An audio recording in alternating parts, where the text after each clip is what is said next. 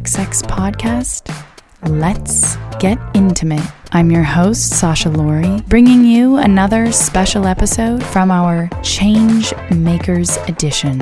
While in the past, we've strictly interviewed researchers, academics, and PhDs in the field, we'll now also be bringing you interviews with founders, coaches, authors, and anyone else who dedicates themselves to helping us change the way we live our relationships. We'll be launching the new series in the new year, but as a sneak peek, we're bringing you our very first episode this week before we sign off for the holidays. Have a great holiday. Cherish the simple pleasures, the small moments. Try to value being present over material presence. And we'll see you back here in the new year with some more exciting new announcements from your friends at BBXX.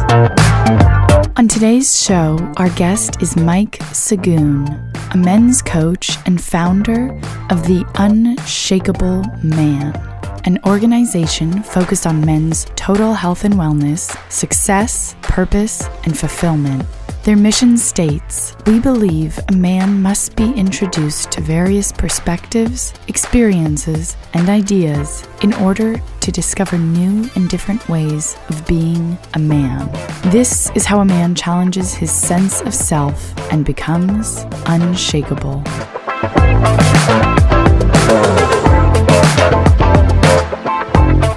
So you mentioned earlier in your coaching how one of your goals is to help people live their best life. So while we are, going through definitions here, I'd love to know how you would define living your best. The first thing that comes up to me is acceptance of this is where I am and this is where I need to be.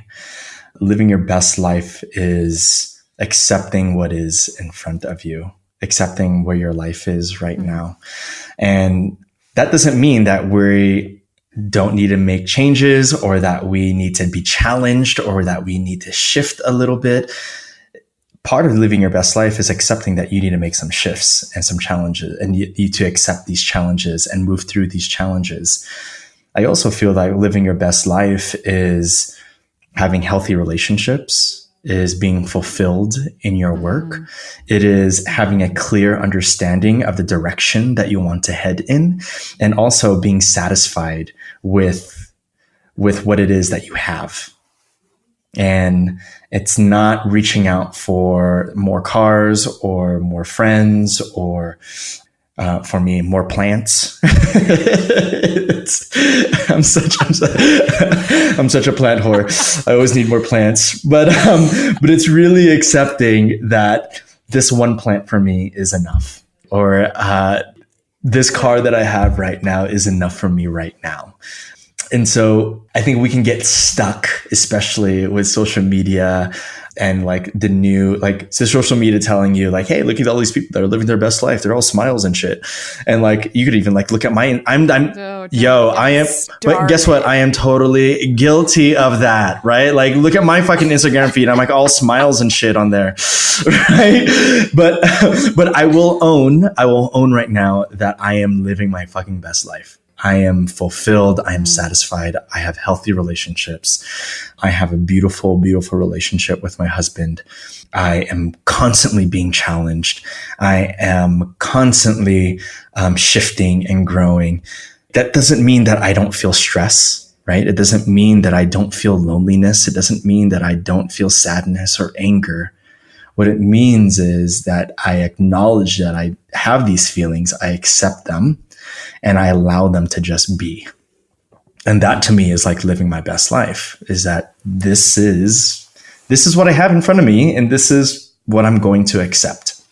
I think a really important thing I understood from that was acceptance without complacency. So it's that reflecting, accepting, understanding, but without simply allowing it to be that or enabling the continuation or unhealthy cycles. It's with the intention to change, the intention to learn and push yourself and grow and to improve, and to be moving in the direction that you want to be going. And this is something that I've mentioned before, but only because it really stuck with me when somebody once asked, what % of the time do you feel successful? And I said, maybe 20% of the time, and the other 80% of the time, like a failure. And then I paused and I asked them, well, what's your definition of success? And they said, being content with the amount of progress you're making in the direction that you want to go.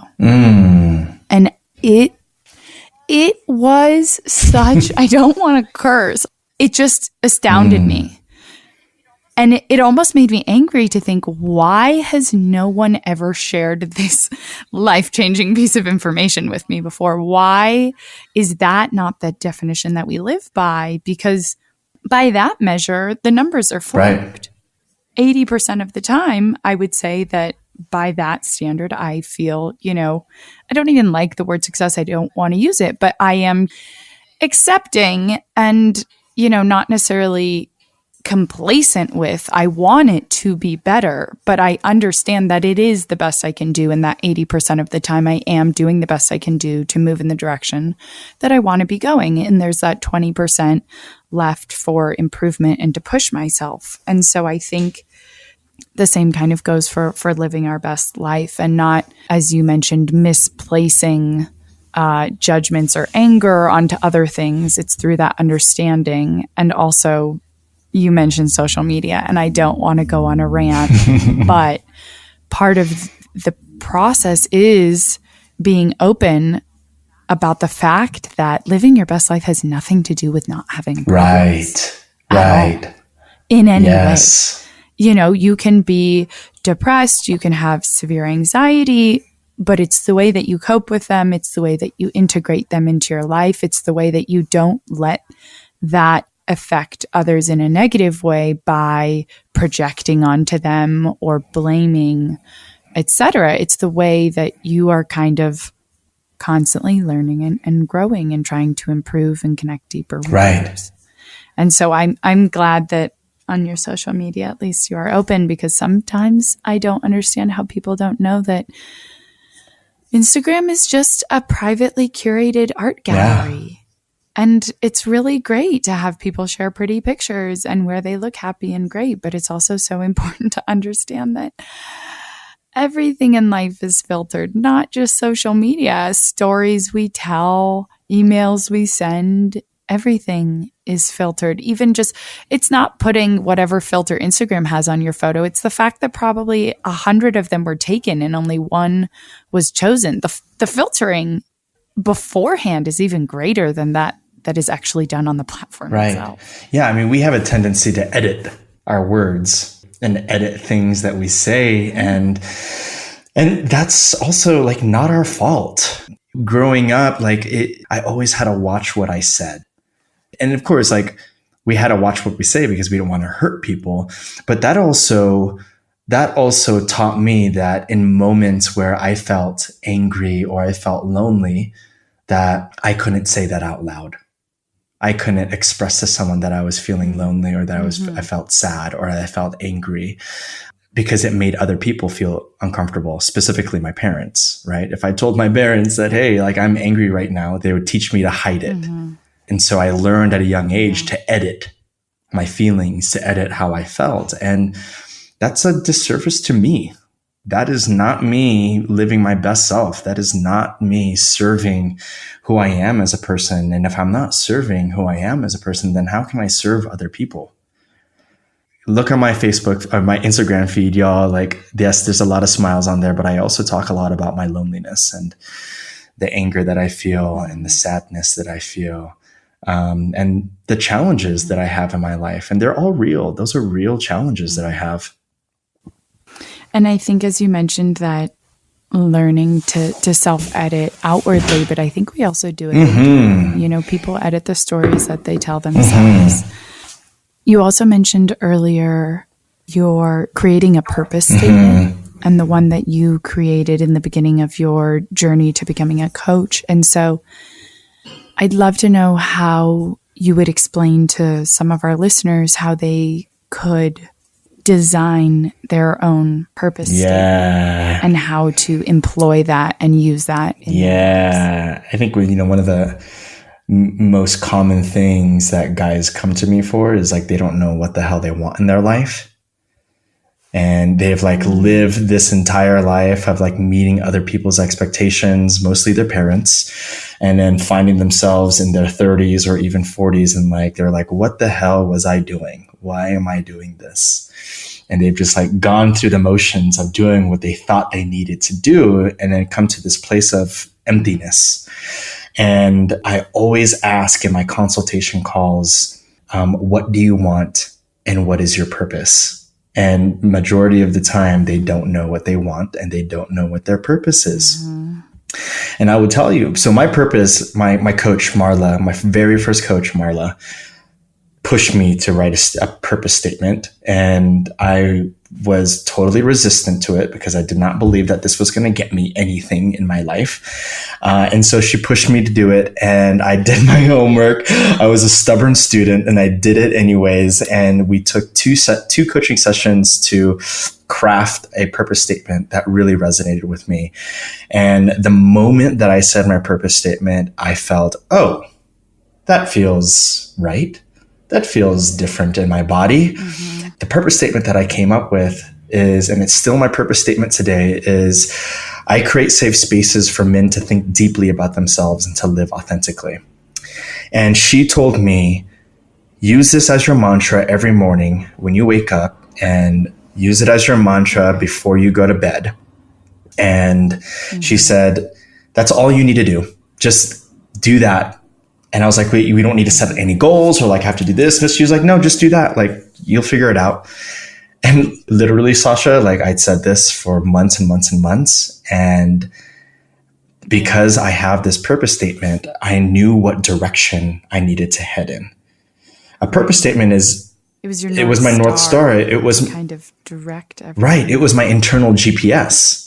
Right. It was like guiding me to a destination. And the beautiful thing about a purpose statement is that you might take a wrong turn. You might take the wrong exit. You might even get detoured. But guess what? Your internal GPS is going to get you back on the path.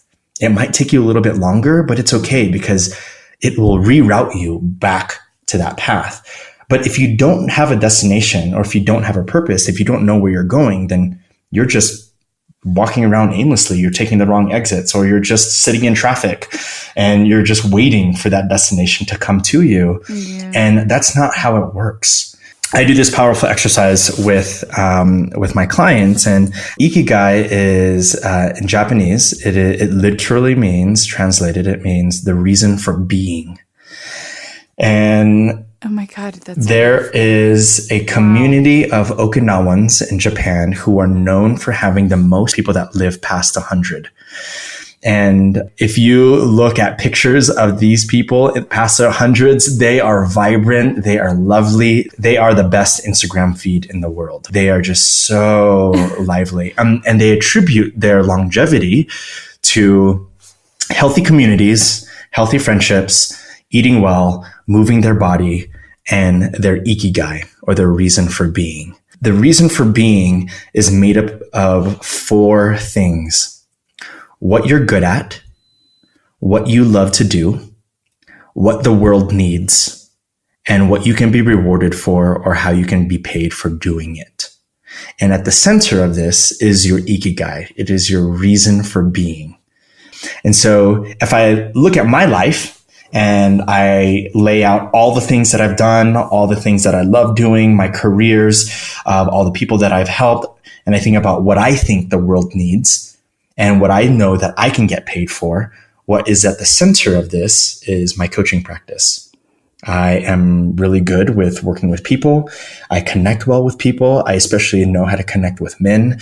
I love coaching. I love listening to people, and I also love challenging people. What the world needs, well, for me, we need more healthy men. We need more emotionally fit men to help serve the rest of the world. And what I can be paid for doing this is I coach. right? That is my career. That is my job. If you do yourself an exercise of listing all the things that you love, all the things that you're good at, what the world needs, and what you can be paid for doing that, you'll find some commonalities. And in the center of this Venn diagram is going to be your ikigai, your purpose. That's amazing. I love that, trying to help people understand what you want and what your purpose is. You mentioned Japan and the centenarians, and Sardinia, an island in Italy, similarly has a high number, but I think it's mostly also the ratio of centenarians to the general population in such a small and concentrated place.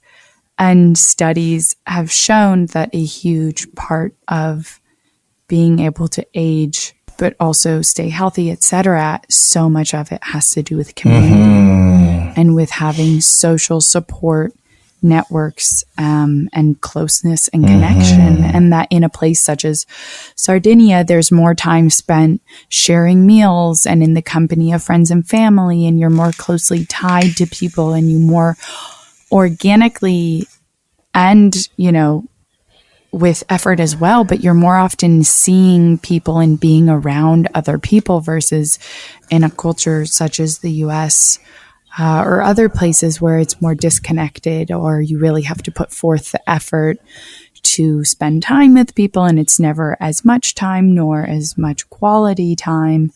And so just having those social networks be such a huge part of health and happiness. Yeah, I mean, creating community is so important. And this mentality of the lone wolf, there's like a lone wolf mentality or this mythology. It is just a myth, right? Like, we weren't meant to go at life alone. That's not how we survived as humans. That's not how we became like top of the food chain, right? Like, we weren't doing all this, we weren't doing the hunting and the agriculture all by ourselves. We had a whole community involved.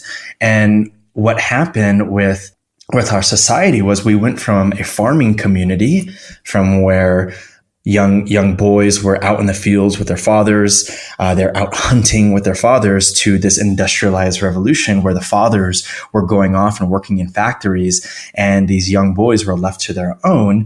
And then we've evolved into this tech culture where people are moving all over the country, moving away from their families because of jobs, right? Moving away from their communities because of jobs. And so we start to see that people are now migrating away from the center, from their center, because of their own needs or their own ideals.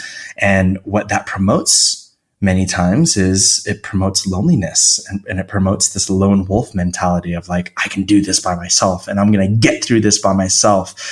And what's also very scary is it to tie into the men's mental health statistics is that 75% of men who commit suicide don't actually have a known mental health issue.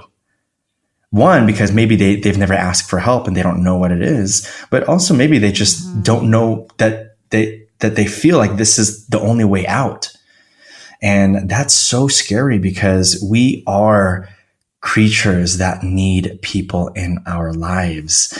And I think this is also why this quote unquote men's movement, this men's work movement is exploding right now. Where more and more guys are being drawn to communities of men where we can share intimacy and be affectionate with each other, and we could talk and listen to each other, because this is kind of new for us in this generation. Men talking to other men and holding space for other men, that's totally new. And when we step into this for the first time and we have the opportunity to be heard by another man, that creates new pathways in our heart, new pathways in our brain that teaches us, oh, this is okay. And this feels good. That's the main thing there. Like, this feels so good to talk about this kind of stuff. And that happens when we have community, when we have trusted people around us that we can talk to. because of science and because of medicine, we are going to live. We are going to be the longest living generation, right? We are going to be like the average lifespan is going to be like 90 and 100 for us. But what's ingrained in that and what we need to continue to mix in that is a healthy community of people that we can talk to, that we can be with, that we can just be. There's this, do you know Blood Orange, the musician Blood Orange? No. Beautiful. He produced for Solange, but he has a track on one of his albums of a woman just talking about chosen family. And this has been a really strong topic for me lately because I have a strong chosen family, a group of people that I turn to often who love me and see me. And what she says on this track is that the definition of family is being able to sit in space with other people, be completely uninhibited, without any judgment, without any you could not have any kind of dialogue or discourse. You can just be, and you can sit with these people and it feels like love, and it feels warm, and it feels okay. And that's what community is being able to just be with people. You don't even have to say a word, but you just know that there's belonging there, that there's connection, and that there's love. And that is the antidote to loneliness. The antidote to loneliness is connection. We don't need any medicines. We don't need any antidepressants for that. What we need is more trusted people in our life that we could turn to, that will love us, that will see us. You mentioned that when men come to you, they often don't know what it is that they want and what it is, what their purpose is. But I'm wondering what some of the most common questions they're asking are, because that might be what, they're unknowingly seeking, or perhaps knowingly, but I imagine sometimes they don't even realize they don't know that or need that. And so how would their needs or desires be expressed as questions and curiosities? And what is it that men are often coming to you and actually asking on a surface level? Yeah. One of the biggest questions that I get is, am I living the life of my own, or am I living the life of others? Like, am I living other people's dreams? And I ask, what do you want? Because it's a really tough question for people to answer. Many people don't know what they want. But if I ask the inverse of that, which is, what don't you want?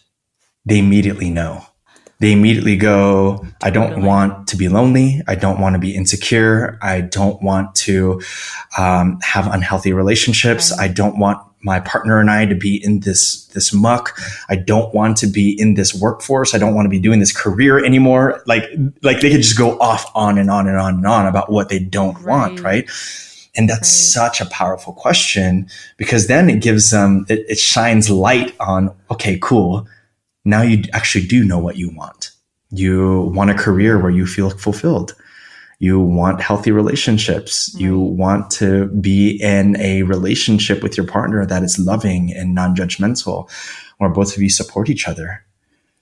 And that is what you want. Okay, cool. Like, let's work on that. Let's get there. But I think what makes the what do you want question really hard is feeling disconnected to who you are as a person. Yeah. Does that make sense? Totally, because I think there's one thing to be said for feeling disconnected from other people and how much that can affect somebody, but there's even more so, or just as much to be said for feeling disconnected from yourself and how that can be kind of the underlying reason behind the disconnection from other people.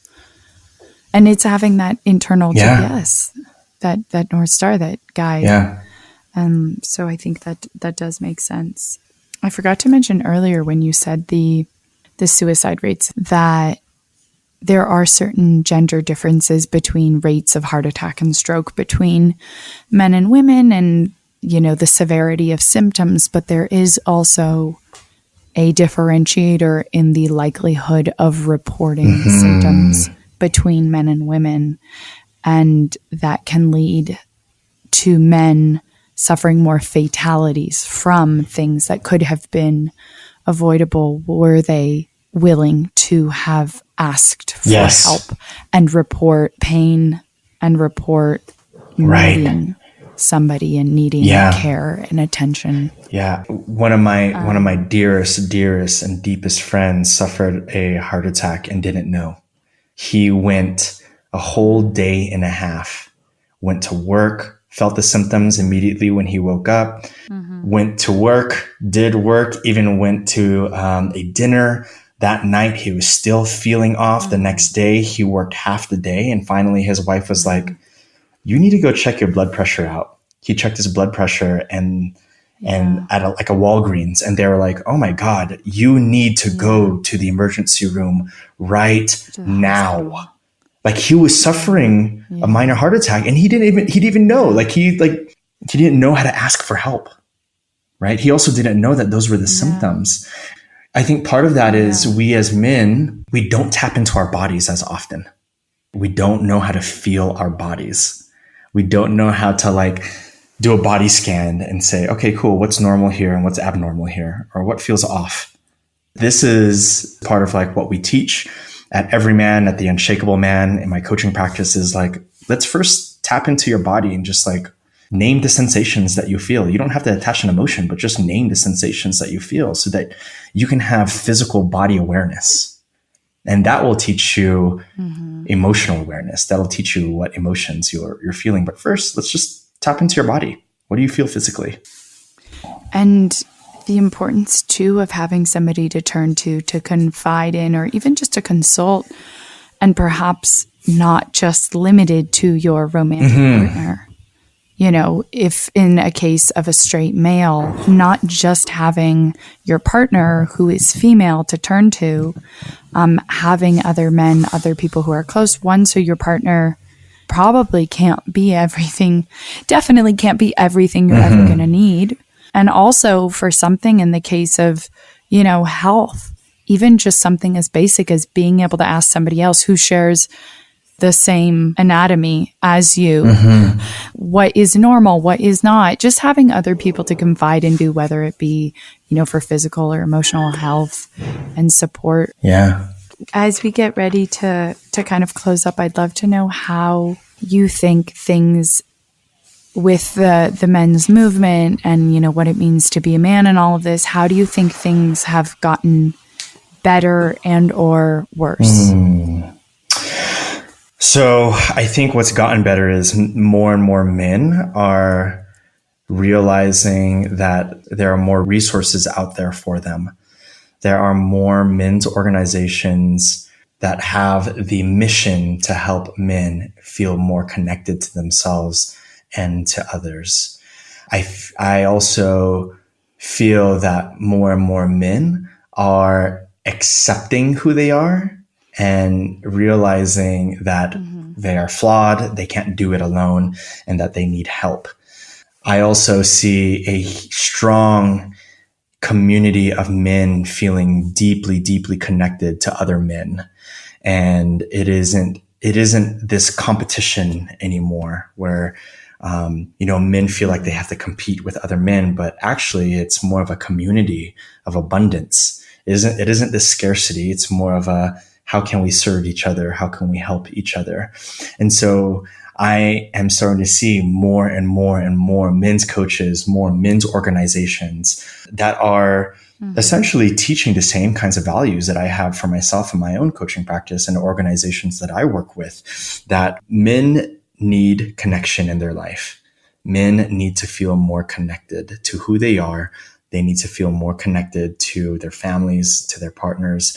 They need to feel more connected to their work. And when we can start to feel more connected with ourselves and to everything else around us, that really benefits everyone else. That really does serve everyone else, and it does serve our world. I think where it gets tricky is questions like, what does it mean to be a man? And different people's definition of what it means to be a man, right? There's certainly people who I disagree with, who are on the social media influencer track, they still have this archaic view of what it means to be a man.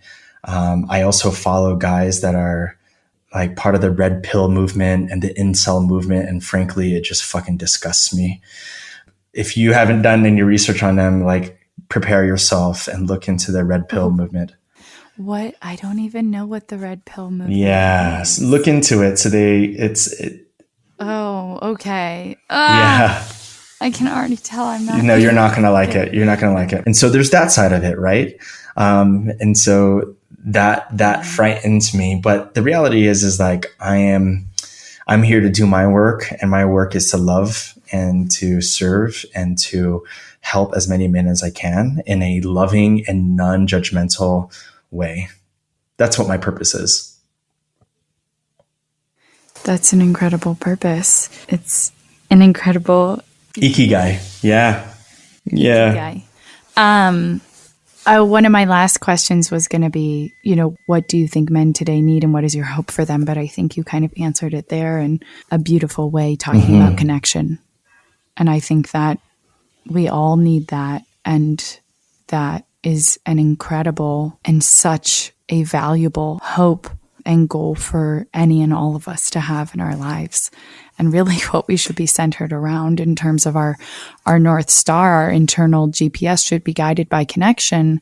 And the work we need to do is the understanding of ourselves in order to allow that, in order to be able to achieve and create and kind of care for and cultivate those connections. Yeah. Before we end, I have just a couple. I've never done a rapid fire, but I wrote a couple. I just wanted to do this as an exercise to test it out. So here we go. Pizza or pasta? Sunrise yoga or dancing till sunrise? Dancing till sunrise. Drink of choice? Martini. Hugs or kisses? Sex or intimacy? Nature versus nurture? Nature. Who is your hero? Who is Adrian? Oh, wow. Kevin Lassett. What kind of dog would you be? A pit bull.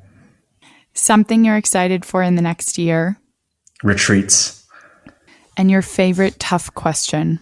What's most important to you? Amazing. How'd I do? Yay! You did well. Okay, so this one is, you just say, it's association. You just say the first word that comes to mind. Okay. Okay, ready? Okay. Culture. Filipino. Sex. Love. Butt sex. You. Strong. Us. Beautiful. Man. Lover. Being a man. Empathetic. Change. Transformation. Hope. Fuck, yes. BBXX. Changing the world. Yeah. Oh, Ooh, so fun. God, I was it. like, oh my God, this is like that. I felt more nervous in that than I did like this entire morning. There's a lot of pressure there. It's amazing. It's tough. I mean, it's high stakes. Well, yeah, and also high there's like stakes. like the thing that popped up on my head. I'm like, oh my God, I am so vulgar and I am inappropriate, and like the whole thing of like editing myself came up in my head, and like I was starting to feel insecure about that. And then you're like, don't and then, edit. And I was like, oh, fuck it, butt sex. Oh my God, yes. Thank you so much for your amazing choices and associations. Thank you. And all the thoughts and reflections that you've shared with us today. This has been truly wonderful, and I'm looking forward to continuing the conversation and especially hearing from our listeners kind of their thoughts and reflections that come out. Awesome. Of this. Thank you so much, Sasha. Thank you so much. The BBXX podcast, Let's Get Intimate, is produced by Sasha Laurie in Berkeley, California. Dialogue, narrative, and content crafting by Amy Soper. Audio editing, good music vibes, and sound mixing, Daniel Herrera. You can learn more on our website or on our social media at bbxx.world. And if you believe in what we're doing, please do help spread the love by sharing this with someone you care about. Until next time.